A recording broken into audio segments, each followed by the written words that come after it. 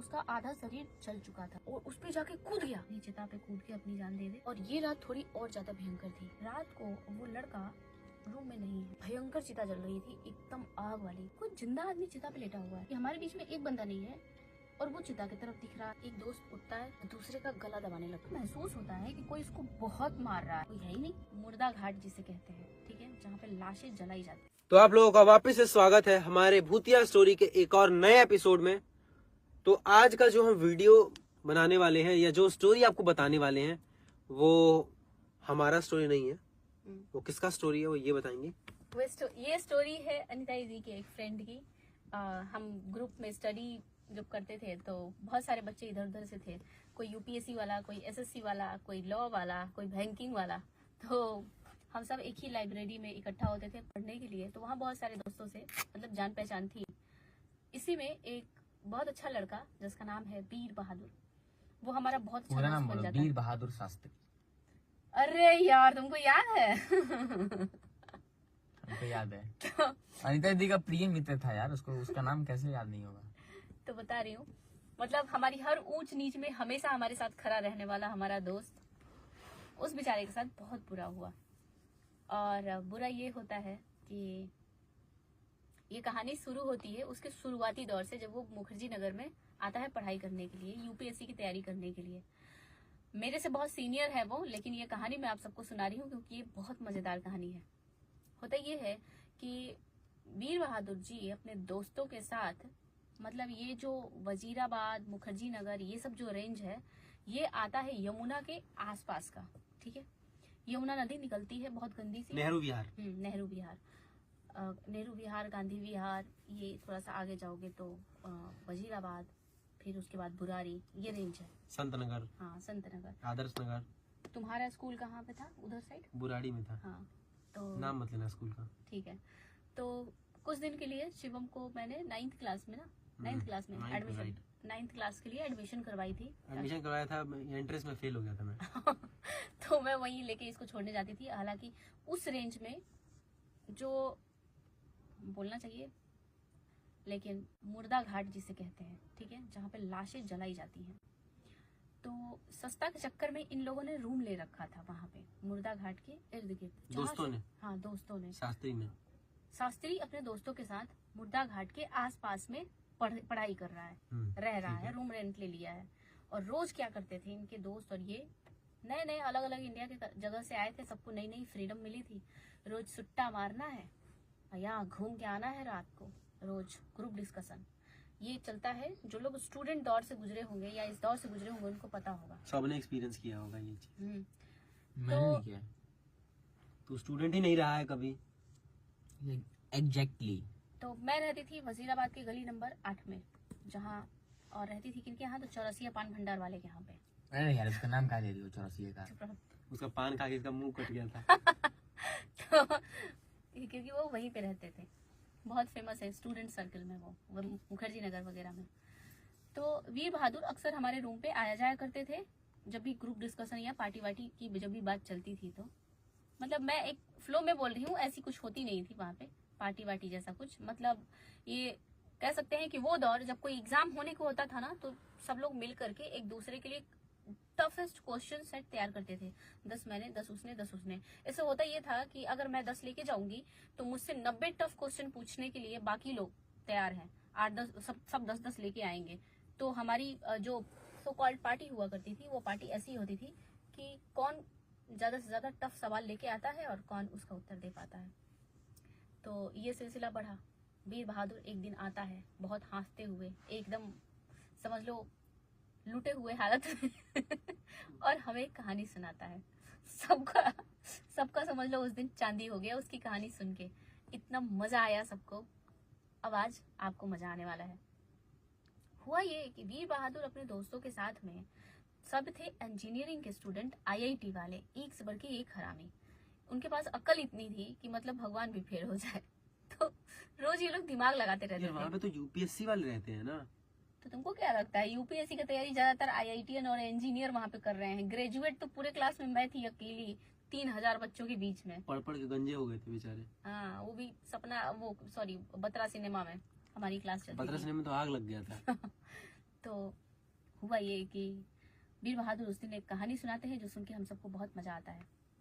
कहानी ये है कि वीर बहादुर अपने जिस रूम में रहते थे उस रूम में इनके साथ में और 6 बच्चे रहते थे। मतलब टोटल 5 लोग, इंक्लूडिंग वीर बहादुर, और 5 लोग उस रूम में रहते थे। सबके सब रूम पार्टनर्स थे और सबकी बैकग्राउंड इंजीनियरिंग की थी और IIT की थी कहीं ना कहीं से। तो हुआ ये कि सबकी बारी आती थी, उसमें खाना बनाने का जो सेक्शन था वो वीर बहादुर का था और वीर बहादुर पुलाव बहुत अच्छा बनाते थे।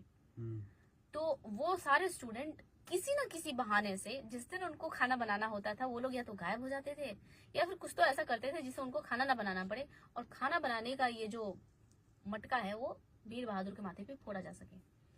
सेम हमारी ग्रुप में भी होती थी।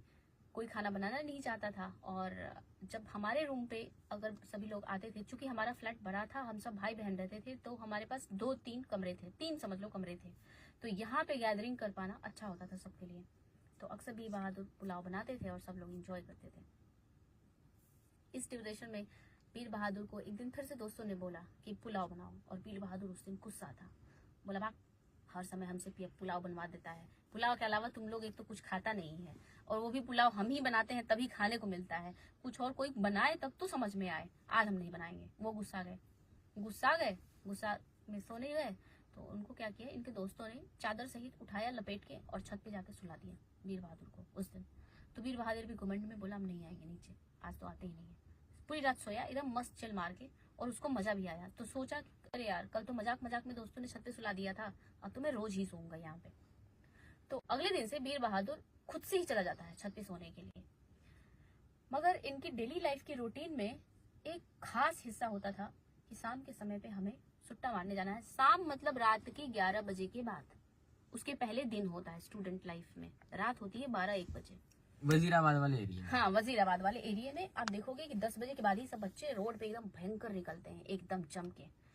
तो शाम का मतलब ये होता है।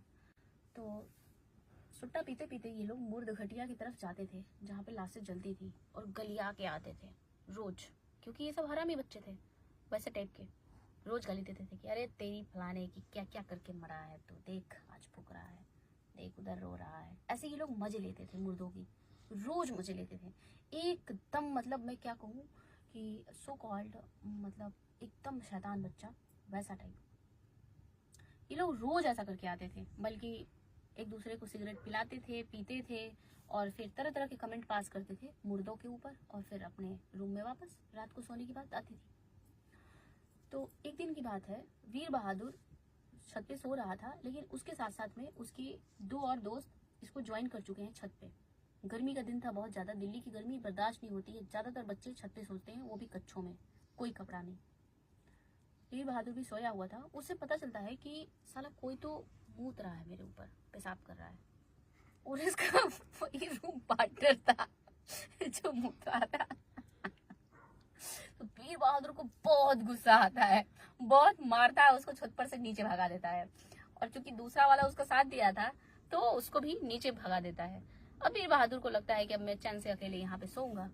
तो क्या होता है कि वो सोया रहता है, ठीक है। रात को इसको ऐसा महसूस होता है कि कोई इसको बहुत मार रहा है। था तो ये नींद में, लेकिन कोई इसको बहुत मार रहा था। तो ये करता है 2-3 बार, अरे हट हट हट हट, लेकिन फिर उसके बाद उठता है तो देखता है करीब कोई है ही नहीं, मुझे कहाँ कोई मार रहा था।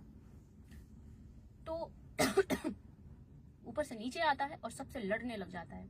भयंकर मुक्केबाजी होती है, पूरे के पूरे रूममेट में आपस में भिड़ जाते हैं कि साला तू मूत रहा था, तुझे भगाए हम, तू वापस आके हमको मार रहा है, ये अच्छा नहीं होता है, ऐसे नहीं है, वैसे नहीं, ऐसे करके मतलब समझ लो कि रूममेट जितने भी थे सब में भयंकर लड़ाई हो चुकी है। अगले दिन फिर ऐसा होता है कि ये लोग फिर जाते हैं, दोस्ती हो चुकी है, छुट्टा मारते हुए, और फिर कुछ न कुछ वहां मुर्द घटिया पे गाली गलौज करके आते हैं, मुर्दों को गाली देके आते हैं। तो आज क्या था कि आज सब लोग बड़े खुश थे क्योंकि लड़ाई हुई थी तो थोड़ा भाईचारा जमके था। तो सबने बोला कि यार वीर बहादुर आज तो तू बना दे यार, किसी भी हाल में तेरे बनाया हुआ खाएंगे अब। तो होता है कि चलो ठीक है। तो जब ये वीर बहादुर अपना बना रहा था तो आज तक ऐसा हुआ ही नहीं कि वो कभी चावल बनाए, पुलाव बनाए और वो खराब हो जाए। लेकिन आज पुलाव जल गया था और बहुत बुरी तरीके से जला था। जो उसके लिए भी काफी वो शॉकिंग था कि कैसे हो सकता है ऐसा। सारा खाना और उसमें स्वाद भी नहीं, एकदम गंदा खाना। सबका मन दुखी उदास हो गया, पर उसी को एंजॉय किया क्योंकि स्टूडेंट थे सबके सब, ज़्यादा कुछ कर नहीं सकते थे। सब डिसाइड किए कि चलो छत पे चलते हैं सोने के लिए। सब छत पे सो रहे होते हैं, ठीक है। अचानक से एक दोस्त उठता है और दूसरे का गला दबाने लग जाता है, मार डालेंगे आज तुझे, मार डालेंगे, मार डालेंगे। तीसरा उठता है, जो गला दबा रहा था उसको पकड़ लेता है, उसका गला दबाने लग जाता है। अब क्या, जब वो पहले जिसका गला दबा रहा था ना, वो भी 2 लोग मिलके एक बंदे का गला दबा रहे हैं, ठीक है। वीर बहादुर भी उठता है, बाकी के दोस्त भी उठते हैं, सब में आपस में लड़ाई हो जाती है, भयंकर लड़ाई हो जाती है। और इतनी कि ये लोग समझ लो कि उस लड़के का जान लेने ही वाले थे, एकदम लेते लेते बच गए। आज फिर जैसे तैसे इनका झगड़ा कैंसिल हो गया। फिर एक समय बीता और एक दिन की बात है। इस दिन सब कुछ नॉर्मल वैसे था जैसे हमेशा होता है। ये मतलब समझ लो 2 हफ्ते बाद या 3 हफ्ते, लगभग यही गैप रहा होगा। जिस दिन वीर बहादुर हमारे पास आके बताता है, ये उस दिन की बात बता रही हूँ। क्या होता है कि इसका एक दोस्त रात को उठता है और अपने आप एक डेड बॉडी आई थी मुर्द घटिये पे, जो आधी जल चुकी थी और आधा ही छोड़ के उसके रिलेटिव जा चुके थे। वो लगभग आधी जल रही थी डेड बॉडी। ये उठता है और जाके चिता पे खुद ही सो जाता है, जलती हुई चिता पे समझ लो। लेकिन उधर साइड सोता है जिधर साइड लकड़ियां उतनी जल नहीं रही थी। इसके दोस्त छत पे उठते हैं, एक उठता है मूतने के लिए, देखता है अरे साला उधर कोई घूम रहा है। दूसरे को उठाता है कि अरे एक आदमी घूम रहा है शमशान में, अपने से ज्यादा बहादुर क्या दोस्त, चलते हैं देखने।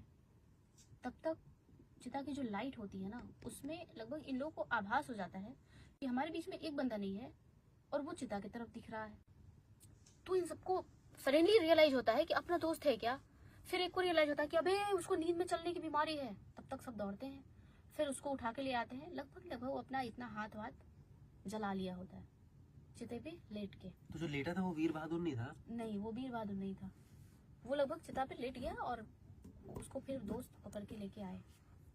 अब सबका दिमाग खराब, इस साला क्या यार तू नींद में चल के गया था क्या। उसको भी लग रहा है अजीब कि भाई ये क्या हाल है। उसके बाद ये घटना घटती है, सब थोड़ा सा डाउटफुल तो रहते ही हैं। फिर सब जाते हैं, उसको लेके आते हैं वहां से। और इसको मतलब वीर बहादुर को नींद में इतना बस एहसास होता है कि मुझे कोई उठा के यहाँ पे लाया है। और ऐसा श्योर नहीं कह सकते हैं क्योंकि वीर बहादुर का कहना था कि मुझे मेरे दोनों दोस्त ले जाकर के चिता पे सुलाए थे, जबकि उन दोनों का कहना था कि हम दोनों ने ऐसा कुछ भी नहीं किया, हम दोनों यहीं सो रहे थे। सुबह में हम उठे हैं और हमने देखा है कि वो चिता पे सोया हुआ है। ये अभी तक इतनी घटना घट चुकी है कि जाके अब इनका दिमाग खराब हो चुका है सब दोस्तों का कि अबे यार ये क्या बात है, चिता पे जाकर के सो गया ये। तो इन लोगों को ऐसा लग रहा है ना कि जानबूझ के वीर बहादुर मुझे डराने की कोशिश कर रहा है, या फिर वो लड़का भी जो अपने आप को मतलब नींद में चलने की बात बताता था कि नींद में चल गया है और बीमारी है उसको। लेकिन अब क्या होता है कि एक रात वो लड़का जिसे नींद में चलने की बीमारी थी, सब लोग सोए हुए थे, लगभग हल्की हल्की ही नींद आई थी सबको।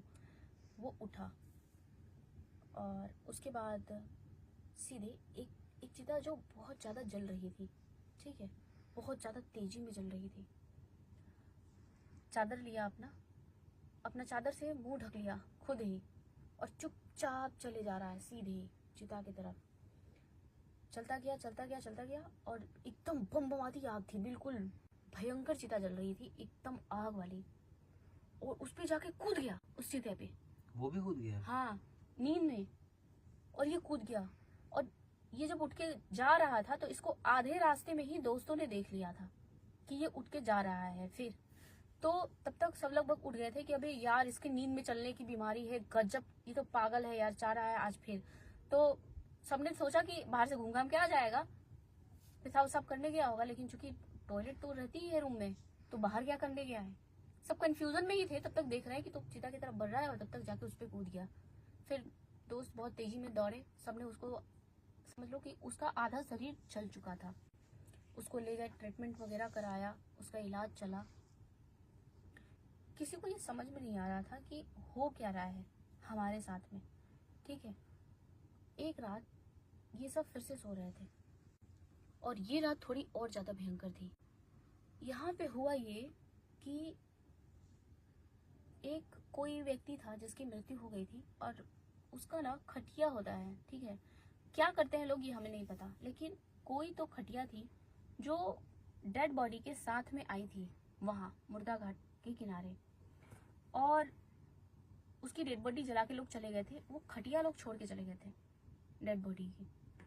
तो वीर बहादुर